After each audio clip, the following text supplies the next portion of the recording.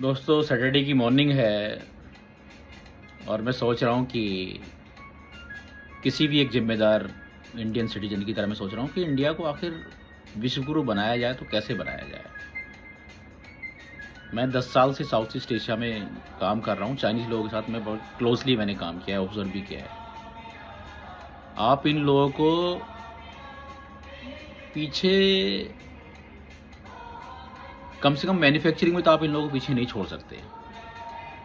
उसका रीज़न ये है कि इनका जो पॉलिटिकल सिस्टम है ना, वो इनको इनेबल करता है उस चीज़ के लिए। सपोज़ आज आप मान लीजिए कि कोई एक एयरपोर्ट का प्रोजेक्ट है या कुछ भी है, अब वही इंडिया में हो रहा है, वही चाइना में हो रहा है।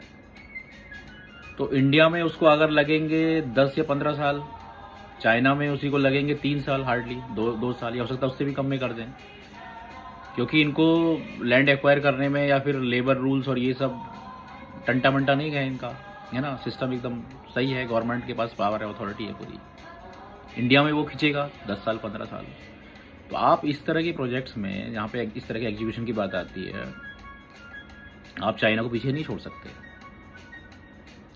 अब आप वेस्ट को भी पीछे नहीं छोड़ सकते जहाँ तक बात है रिसर्च की या फिर इनोवेशन की। रीज़न बीइंग, उनके पास एक तो सरप्लस कैपिटल भी है, प्लस उनके पास इंस्टीट्यूशंस हैं ऐसे जो उनको इनेबल करते हैं इस सब चीज़ों के लिए। उनका एक इकोसिस्टम है।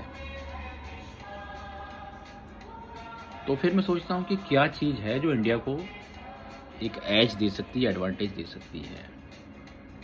और मुझे जो चीज़ समझ में आती है दोस्तों, वो है ये चाय।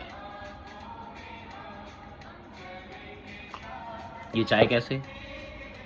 ये चाय ऐसे कि ये इंडिया में, जैसे कि अभी मैं चैट जीपीटी से कैलकुलेट कर रहा था कि 64 करोड़ या फिर 640 मिलियन अराउंड इतने वर्किंग लोग हैं, है ना। वर्कफोर्स इतना है। अब ये सभी लोग अगर चाय पीने लग जाएं और चाय पीने के बाद 1 घंटा एक्स्ट्रा काम करने लग जाएं, तो वो ट्रांसलेट हो रहा है रफली into 1.7 billion dollars per day. अब आप सोचिए, पर डे इतना आप ऐड करेंगे, इंडिया की इकोनॉमी जो है that is around 4 trillion dollars. उसमें अगर आप per day 1.7 billion dollars add कर रहे हैं चाय पी के, थोड़ा एक्स्ट्रा काम करके, तो बन जाएगा ना विश्व गुरु।